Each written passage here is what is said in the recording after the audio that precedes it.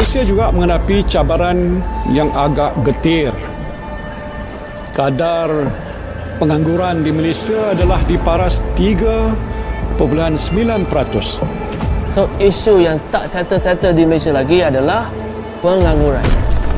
Pengangguran meningkat kepada 5.0% pada bulan April 2020. Mustahil ke kalau kita nak lahirkan usahawan sebenar melalui pendidikan tinggi? Kalau kita tengok artikel tentang situasi di Malaysia, ada 200,000 graduan yang tak ada kerja. Disebabkan teknologi yang berubah, perubahan ekonomi, perubahan pemikiran generasi baru, education yang dulu tu mungkin tidak lagi bersesuaian. Dan mengikut anjuran Jabatan Perangkaan Malaysia pada 14 Mei 2020, kadar pengangguran dijangka akan meningkat.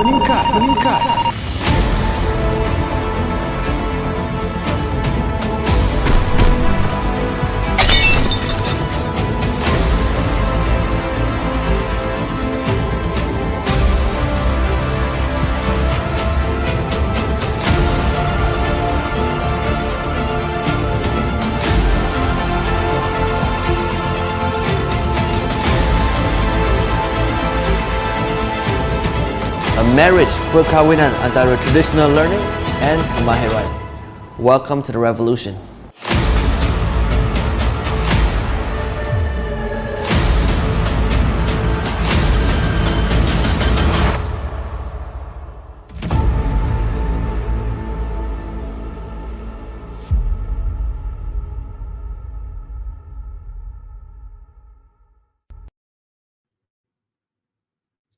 Good morning. Hey Farah, Shaban, happy Friday. Sufi, Zati, so good to see you all. Again, Friday. I think time gets faster and faster every single day. This is what my mom used to teach me when I was a kid, is that as you grow older, son, time flies faster. And I seem to be, every week seems to be flying across, zooming past. Well, today I'm feeling much better today, Farah. Yesterday was bad. Didn't know what happened. I must have eaten something really didn't suit my body, so my body was rejecting it the whole time. So today I am all okay, all good. Tummy a bit weird, but it's good. But coming back to topic, I can't wait to finish off the whole entire series on negotiation. And today we're going to cover the most important bit of negotiation. I know we talk about the red, blue, purple way of negotiating and all that kind of stuff, but let's put it this way. What I want to really cover is, I think so fastly, me and Shaban. Yeah, so I think the most important thing that we want to cover in terms of negotiation is really what we call by do not get conned into people's negotiating stance. Now, what do I say? What do I mean by that? You see, there are some people, when you talk to them, and they are very good in reading body language, and body language is one area that we covered a long time ago. But there's one thing I want to repeat, is that if you're talking to somebody and negotiating somebody, especially if you're dealing with a contract, always watch their body language. And one thing that I would always say is to look out for their hands. Where are their hands placed? If their hands are placed like this is what we call by stippling. Stippling symbolically means that the person has an upper hand. So this is high stippling. This is a low stippling where they put at the bottom. So many people, whenever they negotiate something, or what they try to do is, my broken English is like, in Malay we say cucuk the person, or just kind of like jab the person in this. So what they try to do is they will take a point and they will throw it out. And what they do is they want to see whether you're a experienced negotiator or not, or you're going to just get panicky or grab up. All right. So most of the time, what I noticed when I was way younger, what my clients used to do to me, and they will say things like, "You guys are so expensive." Straight away, I panic those days. All right, because perhaps of experiences. So what I realized to learn throughout the years is that whenever I go in for a negotiation or a discussion, especially when it comes to technical terms, what I normally do, hey Alain, what I normally do is to look at all the negotiable points. For example, give you team building for an example. Again, team building is something that we do quite often, previously prior to COVID. And what we do is we do end-to-end. That means all the clients have to do is to agree with us, engage us, and we will get people to pick you guys up from the office, straight up to the hotel, and then we'll conduct every single thing, and then we'll send you home. So there are always a few points. For example, price is always an important thing. Value is another thing. Finances is another thing. That means people will always want to negotiate payment terms with you. Number of crew staff they would also want to negotiate. Whether it's karaoke sets available, also they want to negotiate. So every single factor will play a point. So what would normally clients do? Will a client ever tell you that you are very cheap or very affordable? Answer is no, right? Because throughout my years of training, conducting workshops, running businesses, I've never ever heard for once people say, this is a good year. For the past 20 years, or 15 to 20 years when I'm out there doing business, I always ask the clients, how are things? And guess what? People never say, hey, things are good. We are making a lot of money. I've never met any individual that does that. They'll come and tell me that. Normally, things are bad, things are slow, things are no good. So you better give me a discount. Don't people do that? Most of them, they will do.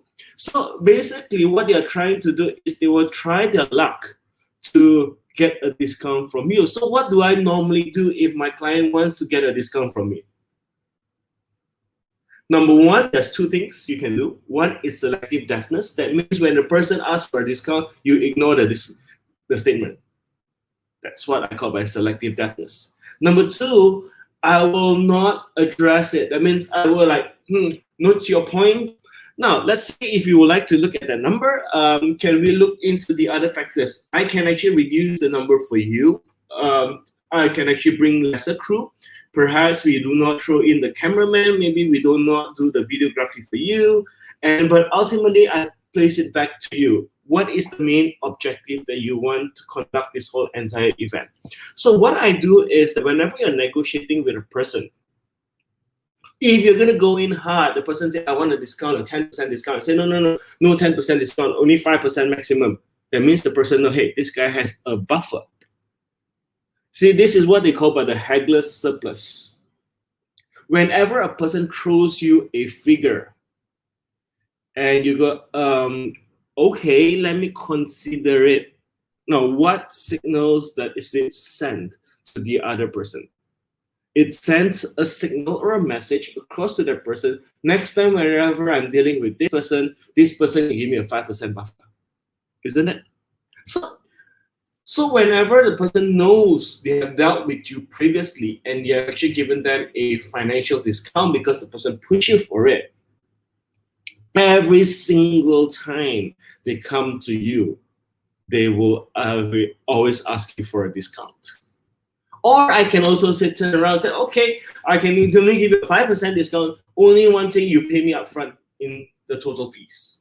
So basically, if you remember, there's one problem-solving technique that I actually shared with you all many weeks ago. It's called the SCORE problem-solving. The SCORE problem-solving, of course, that time I actually talked about symptoms, cause, outcomes, resources, effects.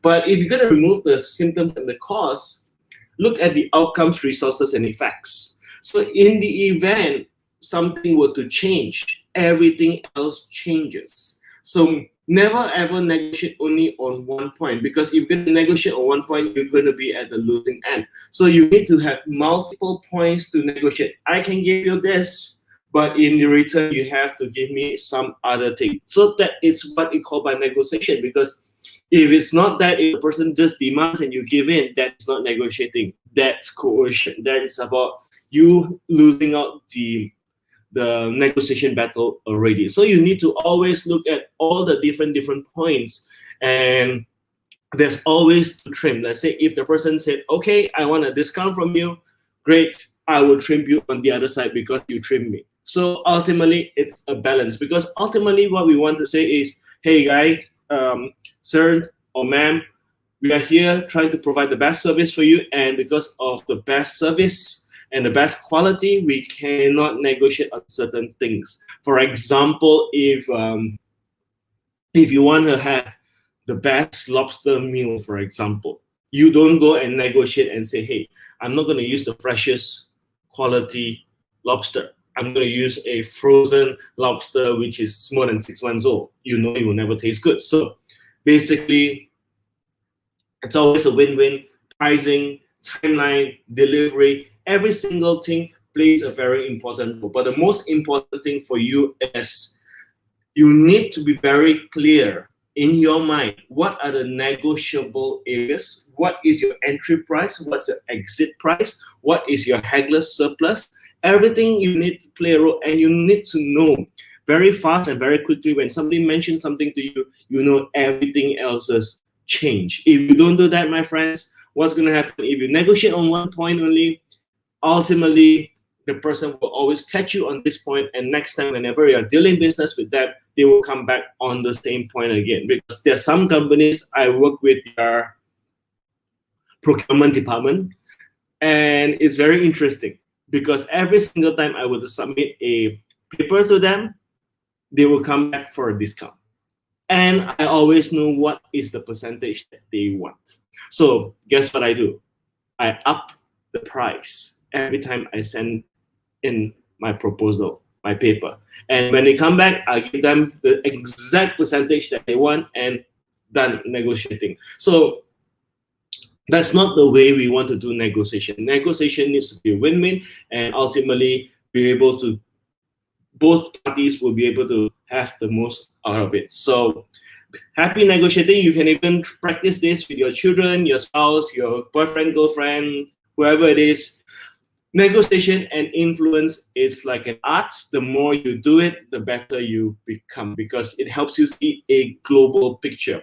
So my last words before I end you for the week: whenever you're negotiating in a business, it's like playing chess standing up. What do I mean?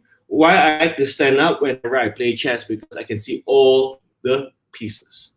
Sometimes what happens is people try to squeeze you to see the one small box, and ultimately because of that you lose sight of the global picture. All right, morning Fatin, glad to see you here. Unfortunately, I just finished my last statement, and I'll see you all again on Monday. I'll think of a nice topic for you all to talk about in business next week. All right, so have a blessed weekend. Have fun, guys. See you all next week, same time, same place. Bye.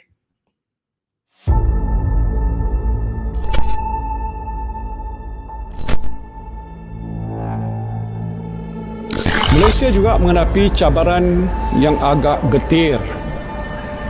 Kadar pengangguran di Malaysia adalah di paras 3.9%.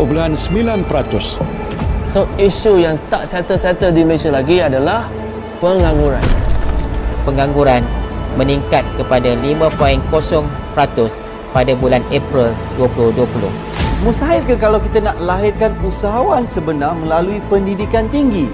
Kalau kita tengok artikel tentang situasi di Malaysia, ada 200,000 graduan yang tak ada kerja. Disebabkan teknologi yang berubah, perubahan ekonomi, perubahan pemikiran generasi baru, education yang dulu tu mungkin tidak lagi bersesuaian. Dan mengikut anjuran Jabatan Perangkaan Malaysia pada 14 Mei 2020, kadar pengangguran dijangka akan meningkat.